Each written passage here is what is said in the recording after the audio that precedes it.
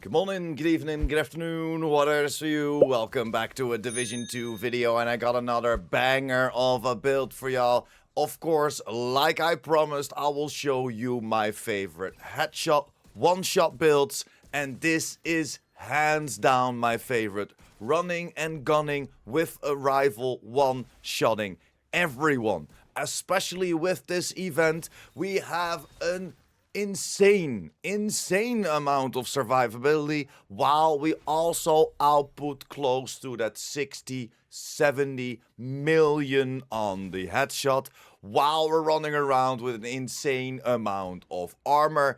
This is so much fun, especially with this Valentine's event. This will be active for 2 weeks, and I would also recommend you to play Retaliation. Yes, this build hold up on Retaliation as well, and you can even start this build on one of the kill squads. So without you proccing anything, you can one tap those kill squads on heroic, and then of course after that it's easy peasy one-shotting everyone.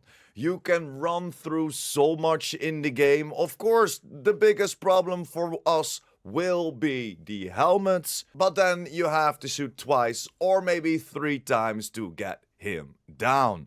There is a lot of power in this build, there's a lot of survivability in this build, and it is very easy to make. So enough gameplay, enough intro. Without further ado, let's dive right into the build. Starting with our specialization, this will be the tag 50, because of course we're running around with a rifle. This will give us some more weapon handling and a little bit easier acquisition of the enemies. That's the only thing what we're using it for. Make sure to of course put some rifle damage in there. Then the weapons, or better said the weapon that I'm utilizing, and that's the 1886. Yes sir, I love this cowboy gun. It has a mag of 9. If we reload, we have 1 more bullet in there. On my build, this hits for 1.2 million, an RPM of 100, headshot damage of 170%, optimal range of 35. That kind of falls away in how we are utilizing this. An expertise of level 30 on there, so an extra maxed out 30% weapon damage. Of course, you're gonna go for damage you target out of cover. Every single weapon in the game will benefit from damage you target out of cover, except for LMGs. That's where you wanna go for a critical hit chance. Then we're going for the talent, and that's gonna be Determined. Determined is a little bit legally cheating in the game, as after killing an enemy with a headshot, the next shot landed on any enemy will be a guaranteed headshot. If we combine this with a certain chest piece, we can just keep shooting people in the toe, in the hand, in the chest to still get that headshot kill. That's how that combination of Determined works. Secondary, I went for my classic M1A. You probably can already see why I did this, but the classic M1A is also a rifle. I'm not really utilizing this, but I am utilizing the talent Preservation. Killing an enemy repairs 10% over 5 seconds. Headshot kills improve the repair by additional 10%. Because we're always taking people out with a headshot, we will always get that 20% armor over 5 seconds, giving us even more survivability throughout this talent. And why are we utilizing this talent? Yes sir. If we jump over to the overview of the build, we are using the Tinkerer.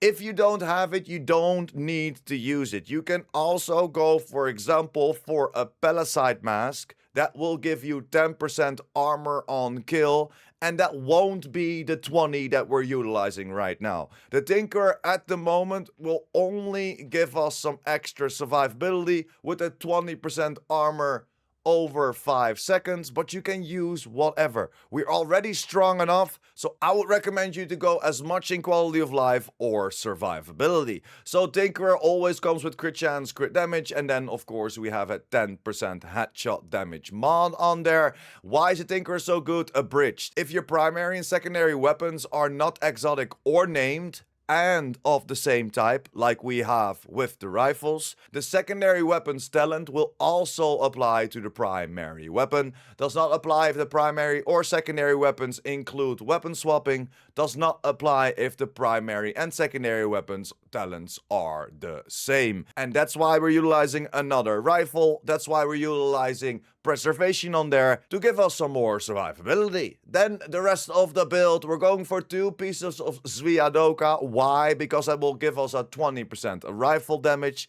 15% magazine size comes in clutch as well. Everything on the build you want to go towards weapon handling and headshot damage for your rolls and or for your mods, as this will help out the most. Crits won't help you. Yes, you will do a crit headshot and it will definitely be higher than your normal headshot, but if you're running around and aiming for a headshot build, you should always choose to go for weapon handling and headshot damage as the attribute. Then we go for Bloodsucker. Yes, sir. There is another survivability talent. Killing an enemy adds a stack of 10% bonus armor for 10 seconds. Max stacks is 10. So we got Bloodsucker with a 10% extra bonus armor when we take someone out. At that same time, if we get hit in between, our secondary talent, Preservation, will give us an extra 20% armor back, as that is our normal armor, and this is an extra bonus armor. So we can run around with around 2 million armor while one-shotting everyone. It is so much fun, especially with this event active. Secondary piece of the Zviadoka goes for our chest piece. Again, this will activate our rifle damage. Again, headshot damage, weapon handling, headshot damage as the mod, and then we go for Headhunter.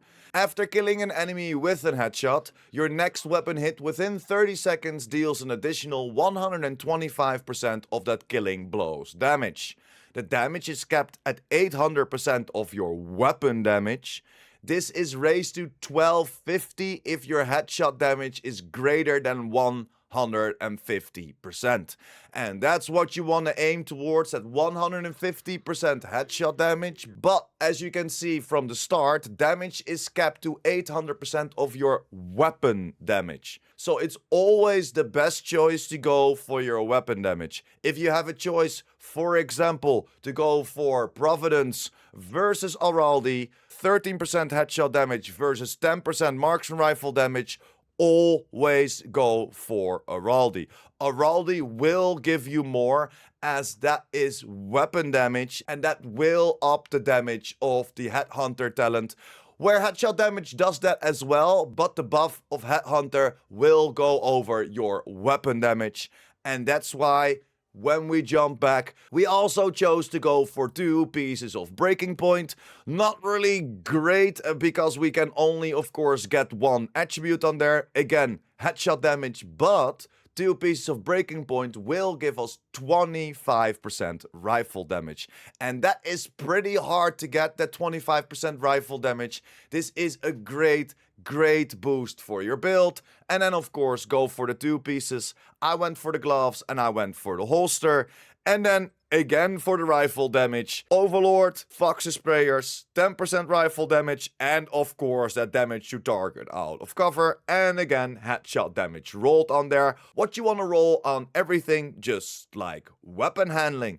This is the whole overview of the build. You can go for the quick step or whatever pistol you want.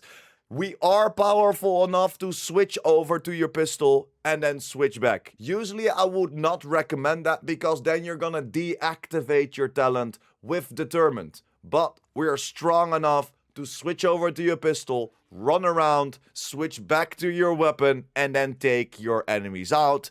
Like you saw in the intro, and I might show you now as well, just easily taking out that kill squad while I was switching away from my pistol.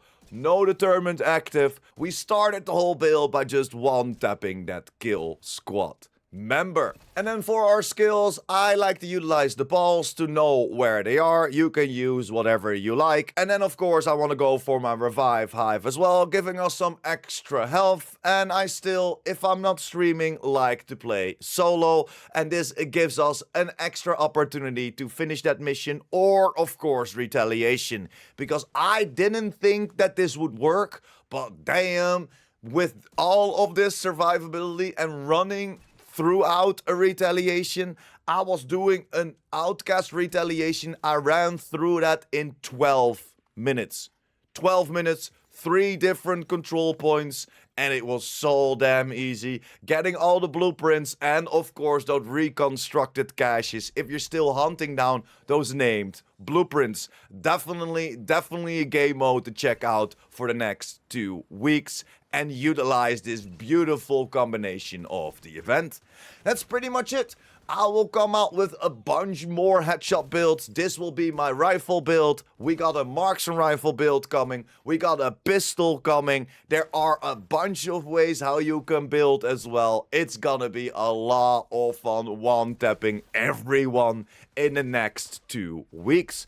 Let me know in the comments down below how you set it up. Are you running around with that pistol build, that marksman rifle build, or are you also running around with a rifle build? Are you utilizing the 1886, or is there another rifle that you would love to shout out? Hit me up in the comments down below, but that's pretty much it for me today. Thank you very much for sticking until the end. Like the video if you liked the video or helped you out in any way or form. And of course, if you're new here and or you want to be updated by the Division 2, make sure to hit that subscribe button as well.